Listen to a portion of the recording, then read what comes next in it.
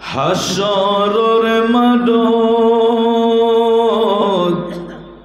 রহমতের সাদর যখন মুস্তাফার আতত, রহমতের সাদর যখন মুস্তাফার আতত, হটে যাইব উম্মতে ওয়ালা, হটে যাইব উম্মতে ওয়ালা, উম্মতে পেলাই খুল জাহানো মদিনায় রাখিয়াইতে চায়।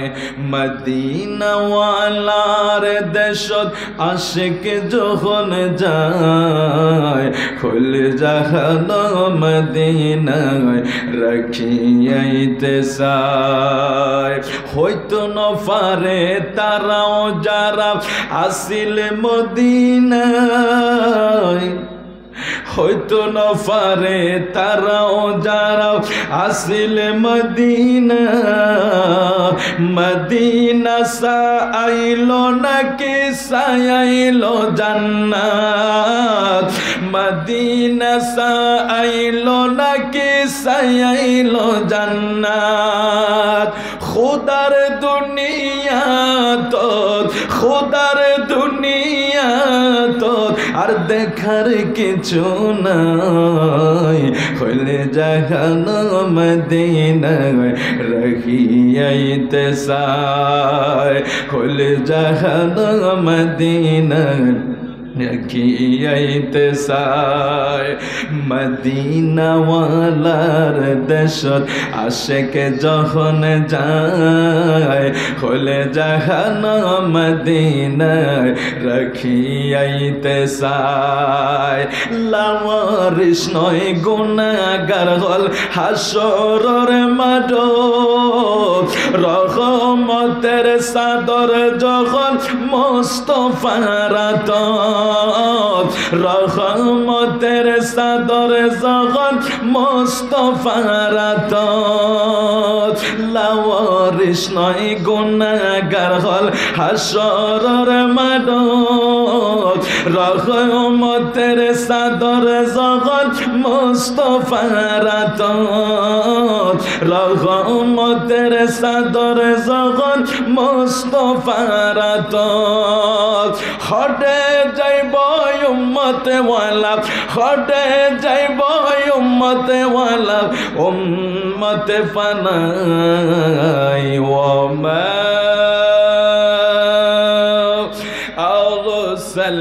আরসালনাকা ইল্লা রাহমাতাল লিল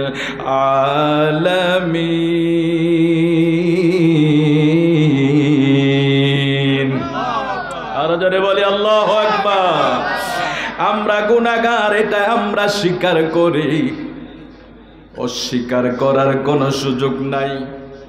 যে যত বড় হই আমরা বান্দা গুনাহগার, মাওলা তুমি হইলা রহমান।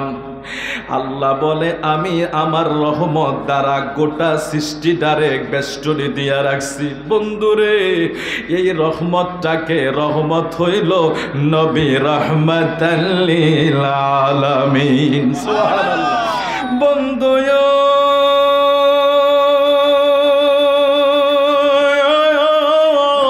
আল্লাহ কোরআনে ঘোষণা করে দেয়, ওয়ামা আরসালনাকা ইল্লা রাহমাতাল লিল আলামিন।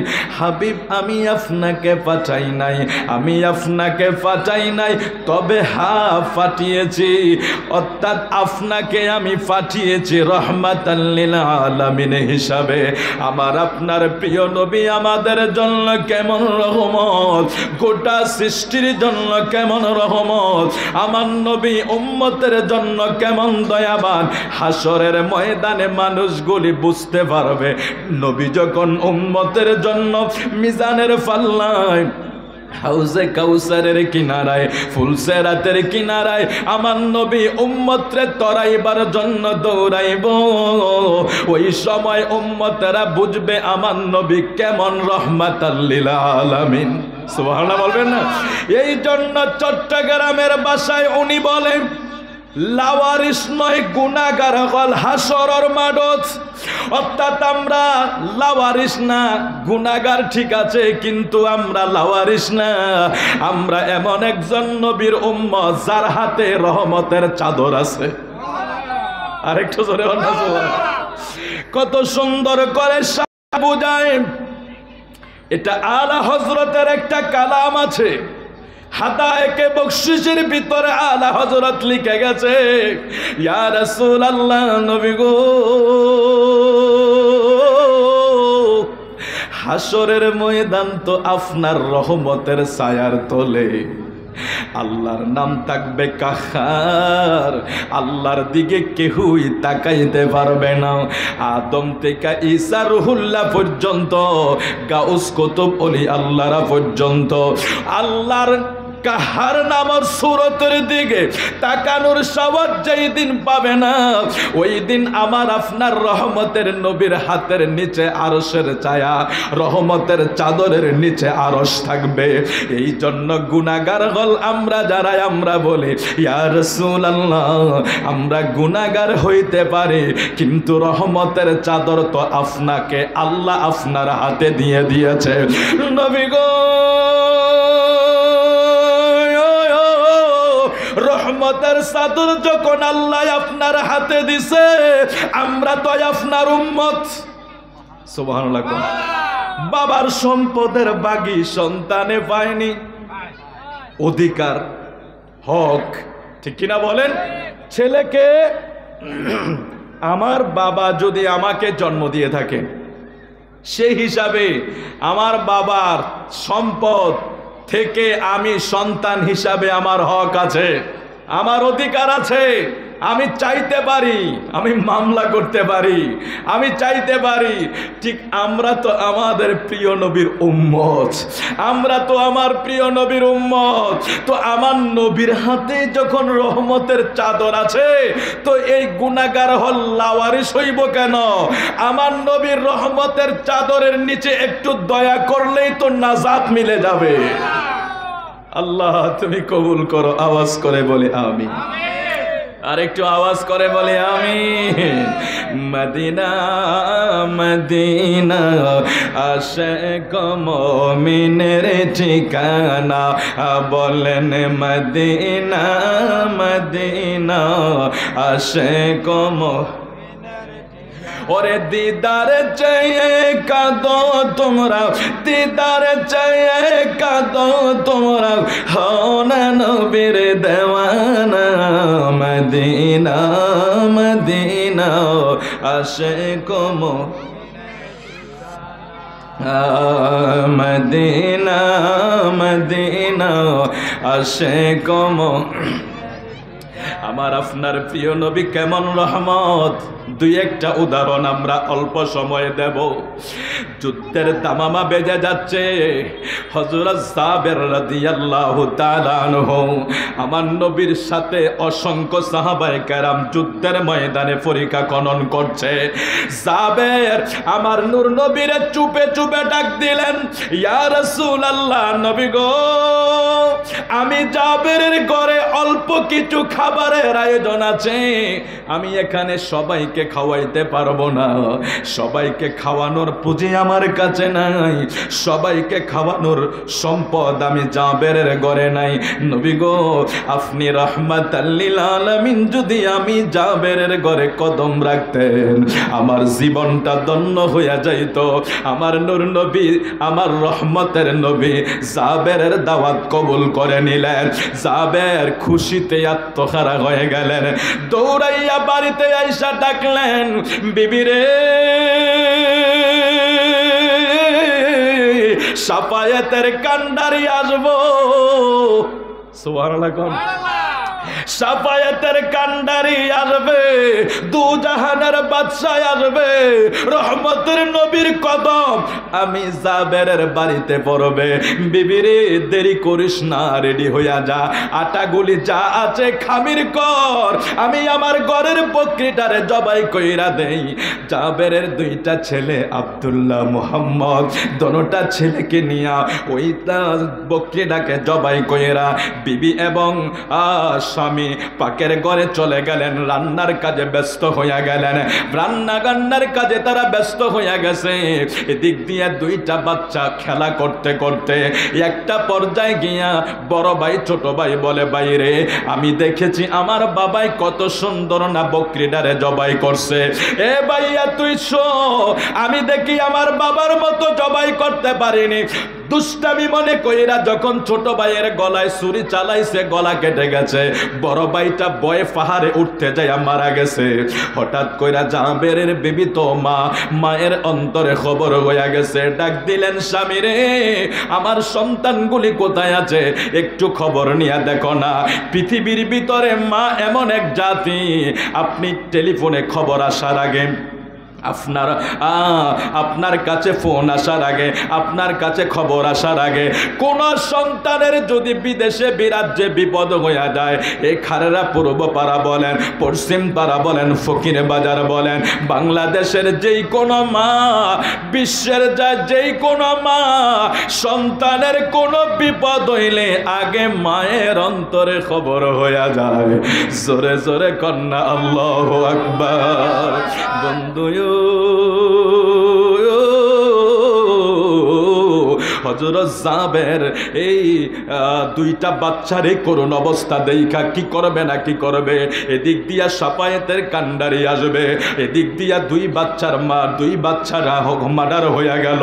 এখন রান্না বান্না করবে না, বাচ্চাগুলির সামলাবে, ওদিক দিয়া রহমতের নবী আসবে। জাবের হঠাৎ করে চিন্তা করলেন, আমার বাচ্চার চাইতেও আমার নবী আমার কাছে বেশি প্রিয়। সুবহানাল্লাহ। হযরত জাবের কয়, বিবি রে, আমার বাচ্চা তো মাত্রই আমার দুনিয়ার জাগতিক এক সন্তান, আর রহমতের নবী দুই জাহানের বাদশা। আমার সন্তানের জন্য নবীর মনে ব্যথা দেওয়া যাবে না। বিবি রে, এই শোক মনে রাখো না, চোখেও রাখো না। আমার নবী যদি আসে, আমার নবী বড় নরম দিলের রহমতের নবী, আমার নবী দেখতে পাইলে কষ্ট পাবে, নবী আমার ঘরে খাইতে চাইবে না। বিবি রে, তুমি কান্নাকাটি করো না, চুপ থাকো, নীরব থাকো, ধৈর্য ধরো। জাবেরও ধৈর্য ধরলেন, বাবাও ধৈর্য ধরলেন, মাও ধৈর্য ধরলেন। এদিক দিয়া জাবের ফচে আছে, আমার নূর নবী কখন আসবে। জাবের তাকায়া দেখে সাফায়েতের কান্ডারি আসতেছে। দাওয়াত দিলেন মাত্র কয়েকজন, অথচ নবী 1000 সাহাবী নিয়ে জাবেরের বাড়িতে প্রবেশ করে। সুবহানাল্লাহ। আমার নবী আসলেন, ঘোড়া থেকে নামবে, নামার আগে আল্লাহ ওহী নাজিল করে দেন, ও রহমতের নবী, জাবেরের দুইটা ছেলে আছে, তাকে ছাড়াই আপনি খাবার খাইয়েন না। হায় হায় হায় হায়, কি ফেমের খেলা মাওলাই শুরু করছে। সময়ের বড় অভাব, আপনাদেরকে অনেক মহব্বত করি, কিন্তু ভাগ্যের একটা নির্মম পরিহাস হয়ে যায়, মাঝে মাঝে মেনে নিতে হয়। এখান থেকে ওই কচুয়া যেতে হবে, মিনিমাম তো 1.5-2 ঘন্টা লেগে যাবে। ওরা বলছেন 9টা, তো 9টা না হলেও 9:30 10টায় তো এখানে আমি, তো 9টা বলছে প্রধান বক্তা হিসাবে 10টায় মাইক দিবে, কিন্তু এর পরে তো আর যাবে না। এই জন্য বলছি, আসার পরে যদি এখানে ওয়াজ করি, আমি ওখানে যাই, ফকির বাজার থেকে তো শহরে উঠতে মিনিমাম আধা ঘন্টার সময় হাতে রাখা লাগে, তারপরে ওই জায়গা, এরপরে মাহফিল। আবার মাহফিল কোন জায়গায়, অনেক সময় দেখা গেছে ধরেন বলছে ফকির বাজার, মাহফিল হয়ে জায়গা জঙ্গলবাড়ি বা ওই পাহাড়পুর ভিতরে, ওই জায়গা যাইতে আবার অনেক সময়। এই বিভিন্ন দিক চিন্তা ভাবনা কইরা আপনাদের কাছ থেকে একটু দোয়া নেওয়ার জন্য এসেছি। আপনারা কষ্ট না নিয়ে আমার জন্য একটু খাস করে দোয়া করে দিবেন। আমি তো সবসময় আপনাদের খেদমতে আলোচনা করি, আর এই মাহফিলটা আমি আসার পরে আজকে যত বৎসর, আলহামদুলিল্লাহ অত বৎসরই আপনাদের খেদমতে আলোচনা করতেছি, আপনারা শুনতেছেন। তো আশা করি এদিক সেদিক ঘোরাফেরা না করে আপনারা মাহফিলগুলোতে সময় দিবেন, এটা আপনাদের কাছে খুব আশা রাখি আমরা। কারণ এত সুন্দর আয়োজন, এই মাহফিলটা যত কিছু হোক, এখানে এই খাররা পূর্ব পাড়ার মানুষ ধরে রাখছে না, অনেক পাড়া অনেক জায়গা আছে মাহফিল হচ্ছে, মাহফিল করার জন্য সেই সাহসিকতা, একতা, মন মানসিকতা নাই, টাকা পয়সা আছে, কিন্তু আপনারা ধরে রেখেছেন, এটা বড় শুকরিয়ার ব্যাপার। কৃতজ্ঞতার ব্যাপার। আমরা এই জন্য সবাই আপনাদেরকে সেলিব্রেট করা প্রয়োজন। এরকম একটা মাহফিল দেওয়া মানে এলাকার জন্য রহমত। মারহাবা বলেন। এই যে সৈয়দ মখদুম শাহ আল মাদানী একজন আওলাদ, ওলিদের একজন আওলাদ, পীরজাদা মোহাম্মদ মুয়াজ্জর হোসেন জালালি, তারপরে আরো অনেক আলেম ওলামা আসছেন। আলহামদুলিল্লাহ, আল্লাহ সবাইকে আসার তৌফিক দেখ, জোরে বলি আমিন। আমি ঠিক অল্প সময় শেষ করে দিচ্ছি। শাফায়েতের কান্ডারি আসতেছে, নবী ঘোড়া থেকে নামবে, নামার সময় আল্লাহ ওহী নাজিল করে দিলেন, ইয়া রাসূলুল্লাহ আপনি জাবেরের দুইটা ছেলের সাথে সাড়ে চারা ছেলেগুলারে চারাই আপনি খাবার খাইতে বসবেন না, কি প্রেমের খেলা শুরু হয়ে যাবে। নূর নবীজি ঘরে প্রবেশ করলেন, জাবেরের একটা ছেলের মাথা পাটা আর একটা ছেলের গলা কাটা, অর্থাৎ দোনোটা ছেলে মার্ডার, দোনোটা ছেলে দুনিয়ায় নাই। তারা তাদের শোকগুলাকে গোপন কইরা বাচ্চাগুলির কম্বল মোড়ায়া পাশের রুমের ভিতরে রেখে দিলেন, যাতে আমার নবী বুঝতে না পারে। জাবের জানে রহমতের নবী এমন দয়াল নবী, এই ঘটনা দেখতে পাইলে নবী জবান মুখ মোবারকে খাবার উঠাইবে না, অথচ আমার আল্লাহ আগে আমার নবীর খবর দিয়া দিছে। আমার নবী কয় জাবের তোমার না দুইটা ছেলে আছে, আনো আনো, তোমার ছেলেগুলারে ছাড়া আমি নবী খাবার খাইতাম না। এবার জাবের কি করবে? চোখের পানিও রাখতে পারে না, শোকটা ভিতরে চুরমার করে ফেলতেছে। দুইটা ছেলে একসাথে নাই, ভিতরটা চুরমার হয়ে যাচ্ছে, নবীর মোহাব্বতে দেখায় না, ভিতরটা চুরমার হইয়া যাচ্ছে। জাবের কয় না না না, আমি আমার নবীরে কষ্ট পাইতে দেব না। জাবের প্রথম বললেন না, আমার নবী আবার জিগায়, জাবের আমি কিন্তু তোমার ছেলেদেরকে ছাড়া খাবার খাইব না। অনেক লম্বা আলোচনা, লম্বা সময় ব্যয় হইয়া যাবে। আমার নূর নবী কয়, জাবের তোমার ছেলেগুলারে ছাড়াই আমি খাবার খাইব না। জাবের কয়, হুজুর এইভাবে আমার ছেলেগুলি দুনিয়ার থেকে বিদায় হয়ে গেছে। আমার নবী, কেউ বলে নবীজি উইটাই আসলেন, জাবেরের ছেলেগুলারে ডাকলেন আর বললেন, ও জাবেরের ছেলেরা, আমার আল্লাহ নিষেধ করছে তোমাদেরকে ছাড়া খাবার খাইতে। আল্লাহ কেন এই জায়গায় প্রেমের খেলা খেলাইল? জাবের যখন নিজের সন্তানগুলিরে নবীর মুহাব্বতের বাজারে কুরবান কইরা দিয়া বিবিরে বলছে, বিবিরে আমার ছেলেগুলি মারা গেছে, আমার দুঃখ নাই, দুঃখ নাই, আমার নূর নবীজি যাতে কোনো ব্যথা না পায়। প্যারা নবী জাবেরের ছেলেগুলারে ডাকে, রে জাবেরের সন্তানেরা, আমি নবী তোরারে ছাড়া খাবার খাইব না, আমার আল্লাহ নিষেধ করেছে। আমার নূর নবী রহমাতাল লিল আলামিন, নবী কেমন রহমাতাল লিল আলামিন, এই আয়াত থেকে যদি শাখা পোশাকায় আমরা খুলে দেই, কত ঘন্টা চলে যাবে আলোচনার। আমি একটা মাত্র এক্সাম্পল আপনাদের সামনে তুলে ধরলাম। আমার নবী ডাক দিয়ে কয়, এ জাবেরের ছেলেরা, আয় আয় আয়, আমি তোরারে ছাড়া খাবার খাইব না, আমি তোরারে ছাড়া খাবার খাইব না। নূর নবীজি ডাকতে দেরি, ওই জাবেরের একটা গলা কাটা, মাথা ফাটা, দুইটা ছেলেই মৃত। আমার নবী ডাকছে, মৃত কি আর মৃত থাকে? নবীর গোলাম আব্দুল কাদের জিলানী যদি কয়েকশো বছরের আগের পুরাতন কবরের মানুষ জিন্দা কইরা দেখাইতে পারে, আর ওই নবী তো আরো আগে আমার নবীর মুজিজার প্রকাশ হবে। নূর নবীজি সেখানে দাঁড়াইয়া ডাকতে দেরি, জাবেরের দুইটা ছেলে আমার নবীর সামনে মনে হয় যেন ঘুম থেকে উঠা দাঁড়াইছে। আল্লাহ, আমার নবী খাবার দিয়েছে। এখানে আরো কত কাহিনী। একটা বকরি, ও ভাই, নাইলে 2, 4, 10, 20 জন, 50 জন, 100 জনে খাইবে। একটা বকরি, একটু আটা, কয়েকটা রুটি, আমার নবী 1000 সাহাবী নিয়ে চলে আসলেন।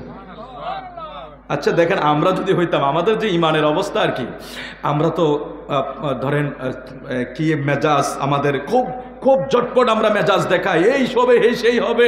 আচ্ছা সেদিন আমাদের অবস্থা কি হইতো যদি আমাদের যে ইমান, অথচ জাবের কোন টু শব্দ করেছে? জাবের জানে রহমাতাল লিল আলামিন যিনি, তিনি যেখানে হাত রাখবে সেটা বরকত বাড়তে থাকবে।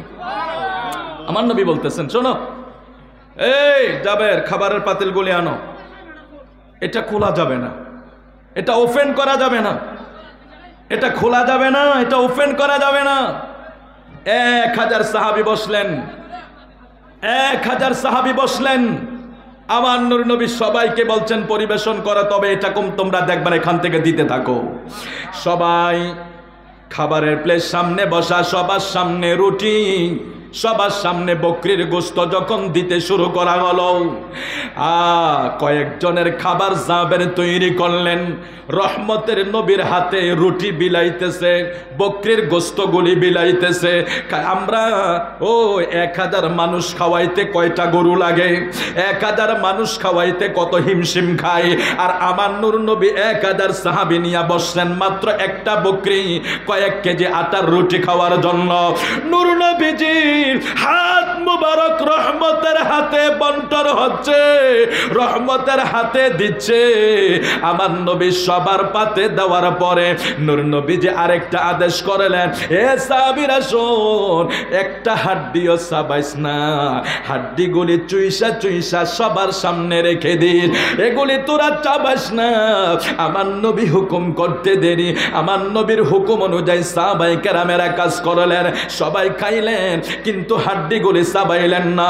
নবীর 1 নাম্বার মুজিজা হইল আমার নবী মৃত 2টা ছেলেকে জিন্দা করলেন। 2 নাম্বার মুজিজা, আমার নবী কয়, আমার সাহাবীরা শোনো, এই জায়গার ভিতরে তোমরা একটা হাড্ডিও চাবাইবা না, সবগুলি খায়া সামনে রেখে দাও। আমার নবী খাবার শেষ করলেন, সবাই রে দিলেন, সবাই তৃপ্তি পরিমাণ খাইলেন, সবাই তৃপ্তি পরিমাণ খাইলেন। আমার নূর নবী জাবেরকে বলে, তোমার এগুলি তুমি নিয়ে যাও। জাবের বলে, আমার ফাতিলে আগে যা ছিল এখনো তো তাই আছে, একটুও কমলো না। ওয়ামা আরসালনাকা ইল্লা রাহমাতাল লিল আলামিন। দুঃখ দুঃখ, এদেশে এত তফসির হয়, অথচ ছোট্ট কয়েকটা অক্ষরের আয়াতের তফসির কিন্তু করা হয় না। আমরা তফসির, আমাদের যারা বাবারা আছেন, মুরব্বীরা আছেন, আমাদের যে সভাপতি মহোদয় সহ আরও যারা আছেন, আবুল হাশেম সর্দার সাহেব সহ আমার ভাই যা কায়ুম ভাই সহ এখানে আছেন, যারা মুরব্বী আছেন, আপনারা শুনতেছেন, অনেক তফসির শুনেছেন, কিন্তু কেন জানি ওই তফসিরের চাওয়ানগুলি একটু ভিন্ন শোনা যায়। এখানে প্রেমের আওয়াজ নাই, নূর নবীজির মুহাব্বতের গ্রান নাই, ওমা আরসালনাকা ইল্লা রাহমাতাল লিল আলামিনের ওয়াজ নাই। আছে কুলিন্নামা আনা বাশারুম মিসলুকুমের ওয়াজ। বলে দাও নবী আমরার মতো। আল্লাহ তুমি আমাদেরকে হেফাজত করো, জোরে বলি আমিন। আর মহব্বত করে বলি আমিন। আমার নূর নবী কয়, হাড্ডিগুলি চাবাইবা না, সবার সামনে রেখে দাও। কয়েকজনের আটা, কয়েকজনের খাবার নবী 1000 সাহাবীদেরকে বিলিয়ে দিলেন, সবার সামনে হাড্ডিগুলি রেখে দিলেন। খাবার যখন শেষ হয়ে গেল, আমার নবী অর্ডার করলেন নূর নবীজির সামনে ওই বকরির হাড্ডিগুলো সামনে রাখার জন্য। প্রিয় আকা মাহবুবে খোদা, শাহেনশাহের সাদাত, শাহেনশাহে নবুয়ত, দু জাহানের বাদশা নবীজির সামনে যেই বকরিটা রাখাম, বকরির হাড্ডিগুলো খাবার পরে আমার নূর নবীর সামনে রাখা হলো।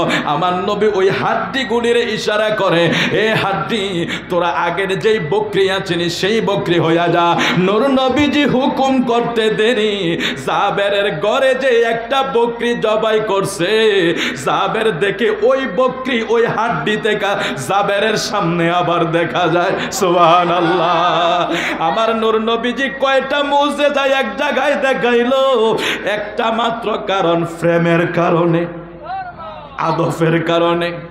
তার মানে নবীর মোহাব্বত, নবীর আদব যদি থাকে আপনি পাইতে থাকবেন, আদব যদি না থাকে লাডি সোটা আর ফিডাফিডি মারামারি দুনিয়ায় থাকতেই করতে থাকবেন।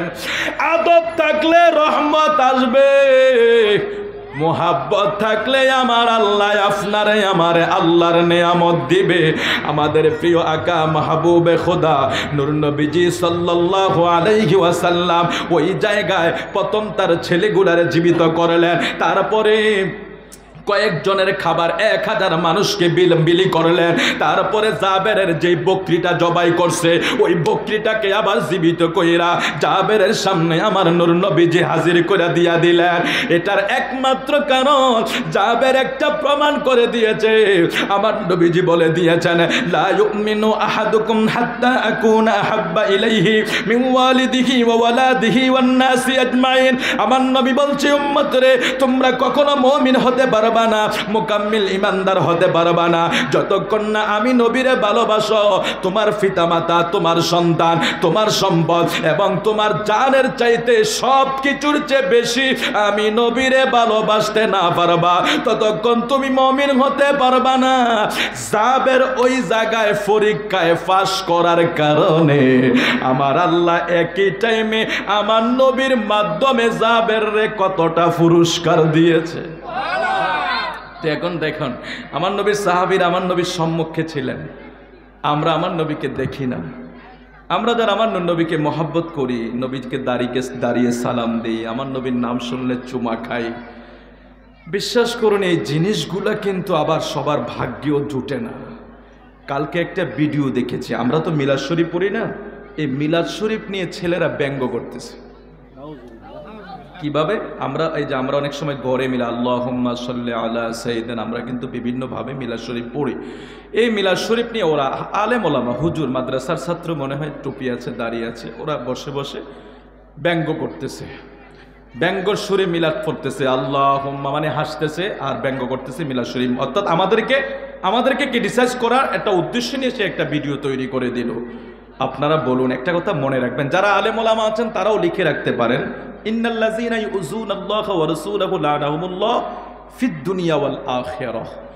আল্লাহ বলছেন, যারা আমাকে আমার রাসূলকে কষ্ট দেয় তাদের জন্য দুনিয়াও লানত, আখিরাতেও লানত এবং পরকালে কঠিন আযাবের ব্যবস্থা আমি করে রেখেছি যারা আমার হাবিবকে কষ্ট দিবে। জোরে বলুন নাউযুবিল্লাহ। এখন আমি কোন কষ্টটা কখন রাসূল পায় এটার একটা ফর্মুলা তো তৈরি আছে, এই আয়াতের একটা ব্যাখ্যা তৈরি আছে। এই মুফাসসিরিনে কেরাম এই আয়াত অনুযায়ী ব্যাখ্যা বিশ্লেষণ করে গেছে, ঠিক কিনা বলেন?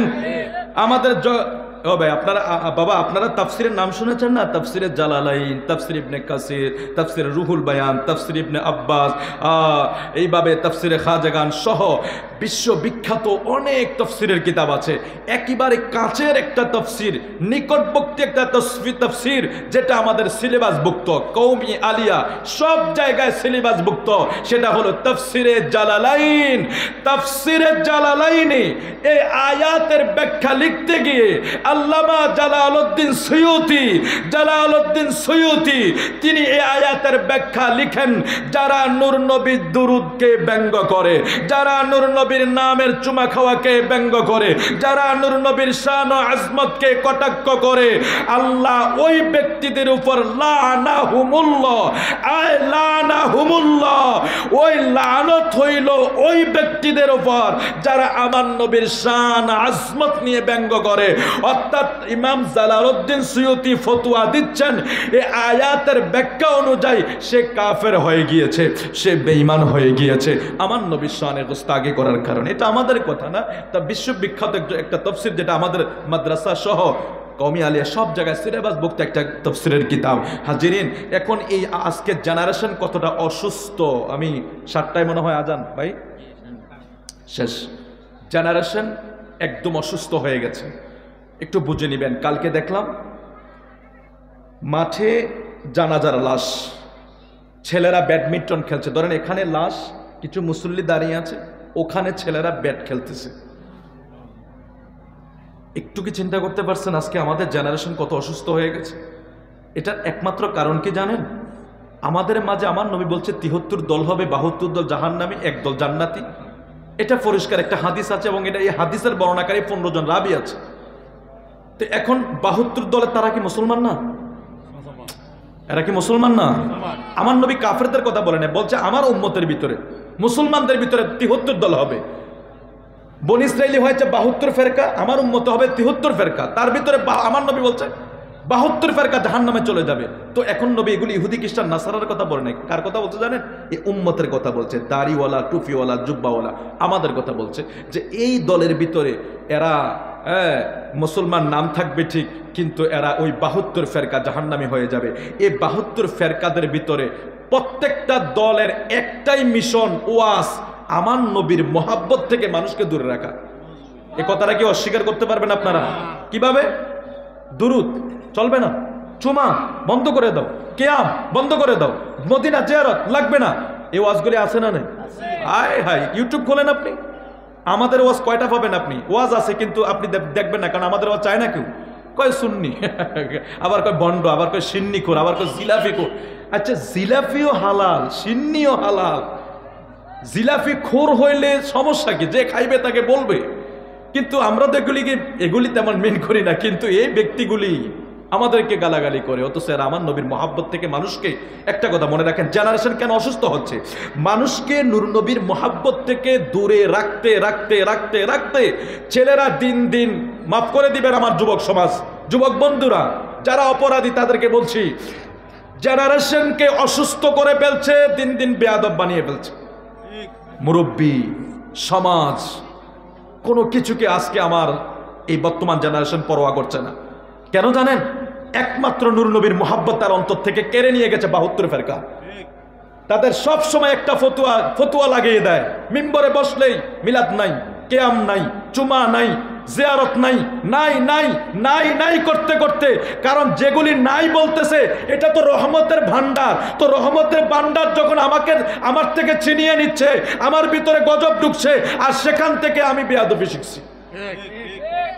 এটা হাজার কথার এক কথা হলো এটা। অল্প সময় হয়তো বলেছি, গত জুমায় একটা হাদিস আপনাদেরকে বলেছি, জুমায় সন্তান লালন পালনের বিষয় নবী 3টা ফর্মুলা দিয়েছেন।